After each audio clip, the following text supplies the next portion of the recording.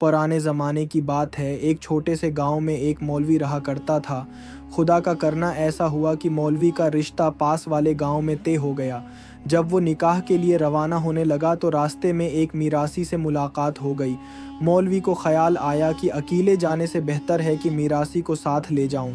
सफ़र भी आसानी से गुजरेगा और वैसे भी एक और एक 11 होते हैं। चनांचा मौलवी ने मीरासी से कहा, तुम भी मेरे साथ चलो। मीरासी तो पहले ही तैयार बैठा था, फ़ौरन हाँ कर दी। दोनों सफ़र करते हुए बातें करते रहे। मीरासी बहुत चालाक और ज़हीन था। जब मौलवी का ससुराल करीब आया तो दौर से ससुरालियों का गांव नज़र आने लगा। मीरासी ने कहा, दोस्त, पेट का खाया कोई नहीं देखता, जिस्म का पहना सब देखते हैं।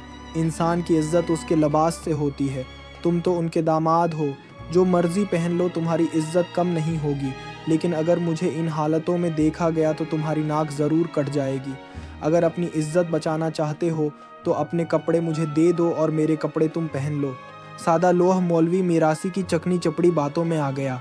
दरख्तों की छाँव में उन्होंने कपड़े बदले। मौलवी ने मीरासी के पुराने गंदे कपड़े पहन लिए और मीरासी ने मौलवी का साफ सुथरा लिबास और पगड़ी पहन ली। जब वो मौलवी के ससुराल पहुँचे तो सास ससुर साले सालियाँ सब इस्तकबाल के लिए दरवाजे पर मौजूद थे। मीरासी बड़े रौब के साथ अंदर दाखिल हुआ। मौलवी बेचारा खामोशी से पीछे पीछे। सब ने मीरासी को दामाद समझकर खूब खातिर की और मौलवी को नौकर जानकर किसी ने पूछा तक नहीं। मीरासी ने उस गलत फहमी का पूरा फ़ायदा उठाया। खूब खाने खाए, खिदमत करवाई और मौलवी बस खामोशी से सब देखता रहा। मौलवी को बकरियां चराने के लिए भेज दिया गया। मौलवी ने बकरियों पर मंत्र पढ़ा, जुड़ जाओ तुम। बकरियां आपस में जड़ गईं। शाम को दोबारा मंत्र पढ़ा, खुल जाओ तुम, और बकरियां अलग हो गईं।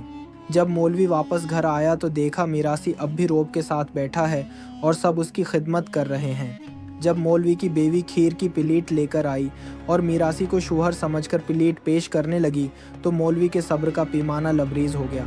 मौलवी ने मंत्र पढ़ा, जुड़ जाओ तुम। बीवी और मीरासी के हाथ प्लेट से जुड़ गए।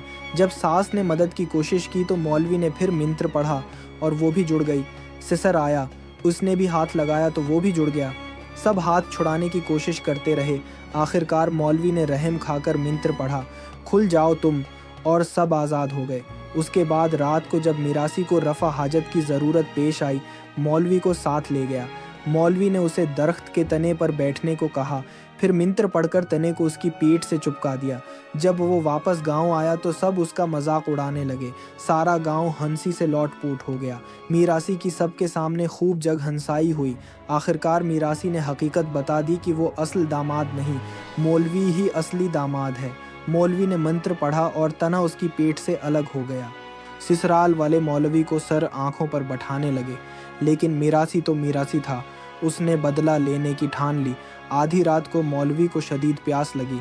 मीरासी ने पानी में साबन घोल कर पिला दिया। मौलवी के पेट में शदीद मुरूड़ उठे। रफ़ा हाजत की जगह न थी। मीरासी ने खाली मुटका लाकर दिया और कहा, उस पर बैठ जाओ। मौलवी ने ऐसा ही किया। जब मुटका भर गया तो पूछा, अब क्या करें? मीरासी ने कहा, उसे उठाकर गांव से बाहर फेंक आओ, वरना बदबू फैल जाएगी। मौलवी ने मुटका सर पर रखा और चल पड़ा। उधर मीरासी ने सब घर वालों को जगाया कि दामाद घर छोड़कर जा रहा है। सब मौलवी के पीछे भागे। मौलवी भागा लेकिन मुटके की वजह से पकड़ा गया। मुटका ज़मीन पर गिरा और सबके कपड़े ख़राब हो गए।